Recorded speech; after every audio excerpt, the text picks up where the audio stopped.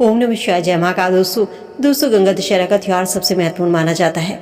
कहते हैं इस दिन माँ गंगा की आराधना करने से जीवन के सभी कष्ट दूर होते हैं, व्यक्ति के शारीरिक और आंतरिक दोष दूर होते हैं। हिंदू पंचांग के अनुसार हर साल जेठ माह के शुक्ल पक्ष की 10वीं तिथि को गंगा दशहरा का त्योहार मनाया जाता है। कहते हैं इस शुभ अवसर पर यदि आप तुलसी से जुड़े कुछ उपाय करते हैं तो आपको जीवन में कभी भी धन की कमी नहीं होगी, कभी भी इंसान को आर्थिक तंगी का सामना नहीं करना पड़ेगा। धीरे धीरे अगर आप ऊपर किसी का कर्ज है तो आपका कर्ज उतरना शुरू हो जाएगा, आपके घर में बरकत होने लगेगी। तो चलिए जानते हैं दोस्तों कि गंगा दशहरा पर तुलसी से जुड़ा कौन सा उपाय आपके जीवन में तरक्की लेकर आता है, किन उपाय को करने से आपके घर में धन की बरकत होती है। मान्यताओं के अनुसार गंगा दशहरा के दिन माँ गंगा की पूजा आराधना करनी चाहिए। रोजाना अपनी पूजा समाप्त करने के बाद माँ गंगा का ध्यान करते हुए उनकी भी पूजा आराधना करें। वैदिक मंत्रों का कुछ जाप करते हुए, जो भी आपके मंत्र है, जिस भी इष्ट देवी देवताओं को आप मानते हैं उनके मंत्रों का जाप करते हुए अपने पूजा वाले कमरे में एक तांबे के बर्तन में थोड़ा सा गंगा जल भरकर रखें। कहते हैं ऐसा करने से घर की जो नकारात्मक ऊर्जा है वो दूर होती है, जीवन में खुशियां आती हैं और इसके अलावा आपके घर में धन की बरकत होने लगती है। क्योंकि दोस्तों जिस घर में नकारात्मक ऊर्जा का वास होता है उस घर में ना तो बरकत होती है, ना ही उस घर में कभी भी माँ लक्ष्मी का वास होता है। घर में लड़ाई झगड़े रहते हैं और नकारात्मक ऊर्जा जब समाप्त होती है तो घर में सकारात्मक ऊर्जा का वास होता है, जिसके कारण घर परिवार में खुशियां आने लगती हैं, घर में धन की बरकत भी होने लगती है।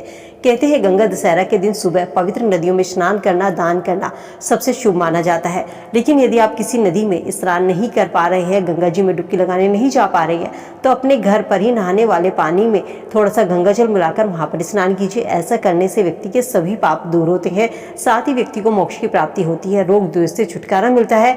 दोस्तों गंगा दशहरा के दिन हमारे शास्त्रों में तुलसी से जुड़े कुछ उपाय बताए गए हैं जिनको करने से घर की दरिद्रता दूर होती है। चलिए जानते हैं कि ये उपाय आपको कब करना है, कैसे करना है।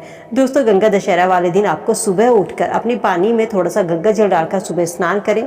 सुबह ब्रह्म मुहूर्त में उठकर आपको स्नान करना है। ब्रह्म मुहूर्त का समय सुबह 4:30 से 5:30 बजे का होता है। स्नान करने के बाद साफ सुथरे वस्त्र पहनिए और जिस भी इष्ट देवी देवताओं को या जिस भी गुरु को आप मानते हैं उनकी पूजा आराधना करें।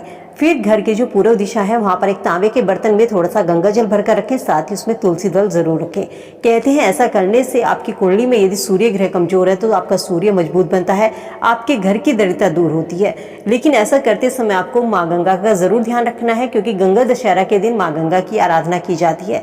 इसके अलावा गंगा दशहरा पर तुलसी से जुड़ा हुआ एक छोटा सा उपाय और आप कर सकते हैं। दोस्तों जेठ माह का जो शुक्ल पक्ष होता है उसकी 10वीं तिथि को हम गंगा दशहरा का त्योहार मनाते हैं। ये दिन जो होता है स्नान दान के लिए सबसे खास माना जाता है और तुलसी की पूजा के लिए भी ये दिन बहुत शुभ माना जाता है। तुलसी की आराधना यूं तो हम रोज करते हैं, रोज जल अर्पित करते हैं, लेकिन गंगा दशहरा के दिन एक छोटा सा उपाय जरूर करिए। इस उपाय को करने से आपकी आर्थिक तंगी जरूर दूर होगी। दोस्तों तुलसी माता को गंगा जल अर्पित कीजिए। जब आप जल अर्पित करते हैं या तो जल में थोड़ा सा गंगा जल डाल दीजिए या खाली जल से तुलसी माँ की जड़ को सींचना है और इसके बाद वहां पर आपको शाम के समय घी का दिया लगाना है।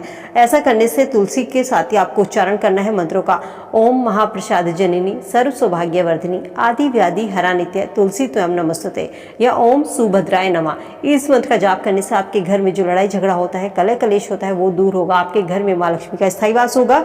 इसके अलावा एक पीतल के लोटे में 4 या 5 आपको तुलसी की पत्तियां डालनी है, गंगा जल डालना है और इसके बाद इस जल को पूरी रात जब आप पूजा करेंगे 10वीं से एक दिन पहले इस जल को भरकर रखना है। पूजा करने के बाद गंगा दशहरा वाले दिन इस जल का आपको सारे घर में छिड़काव करना है। सबसे पहले छिड़काव आपको अपने घर के मुख्य द्वार पर करना है और इसके बाद इस जल को लेकर के घर का हर एक कोने में इस जल को छिड़किए। ऐसा करने से आपके घर की जो भी नेगेटिविटी है, जितनी भी आपके घर में नकारात्मक ऊर्जा है, वो आपके घर की नकारात्मक ऊर्जा दूर होगी।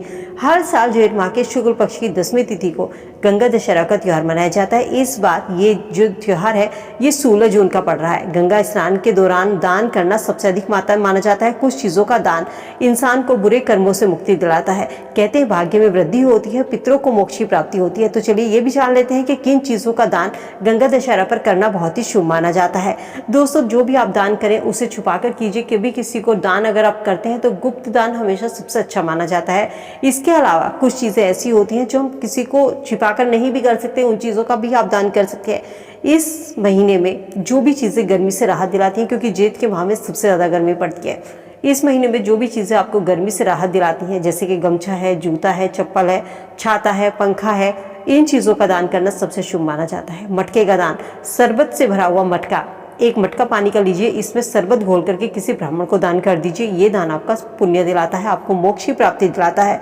इसके अलावा भगवान विष्णु की पूजा आराधना करना इस दिन शुभ माना जाता है। अपने पितरों के नाम से दान तर्पण जरूर कीजिए।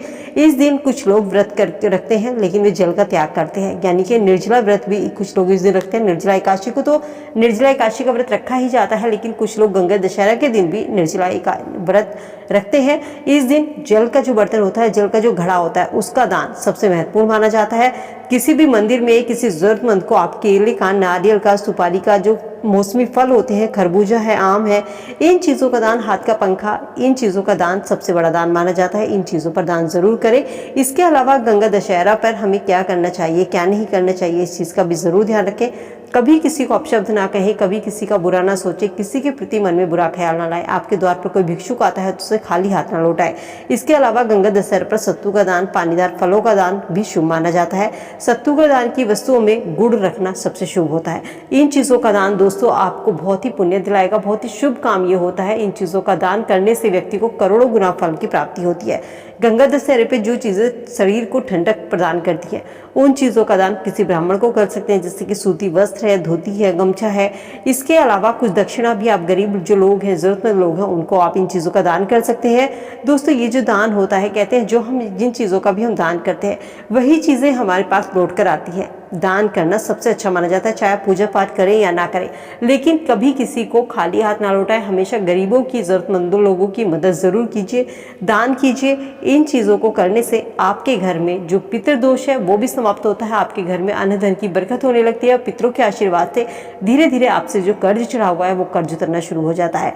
दोस्तों पंचांग के अनुसार बात की जाए तो जेठ शुक्ल पक्ष की जो 10वीं तिथि है, उसकी शुरुआत जून को देर रात 2:32 पर शुरू होगी और इस तिथि का समापन 17 जून को सुबह 4:23 पर समाप्त होगा। तो गंगा दशहरा ऐसे में 16 जून को मनाया जाएगा। तो दोस्तों उम्मीद करती हूँ गंगा दशहरा के दिन तुलसी से जुड़ा छोटा सा उपाय करके आप भी अपने घर में धन की बरकत कर सकते हैं, अपने घर में धन का आगमन कर सकते हैं, माँ लक्ष्मी को प्रसन्न कर सकते हैं। ये छोटा सा उपाय है जो आपको गंगा दशहरा के दिन तुलसी का करना है। इस उपाय को करने में कोई आपका पैसा खर्च नहीं होता और आपके घर में धन की बरकत होने लगती है। तो दोस्तों उम्मीद करती हूँ वीडियो आप सबके लिए हेल्पफुल होगी। वीडियो से आप जरूर उठाएंगे। वीडियो अगर पसंद आई तो दोस्तों के साथ में लाइक शेयर जरूर करते चलिए। मिलती हूँ नई वीडियो में नई जानकारी के साथ। ऐसी ही और वीडियो के लिए चैनल को सब्सक्राइब करना ना भूलें, साथ ही बेल आइकन को प्रेस कर लें ताकि वीडियो का नोटिफिकेशन आपको समय से मिल सके। तो चलिए मिलते हैं नई वीडियो में नई जानकारी के साथ। स्वस्थ रहिए, खुश रहिए।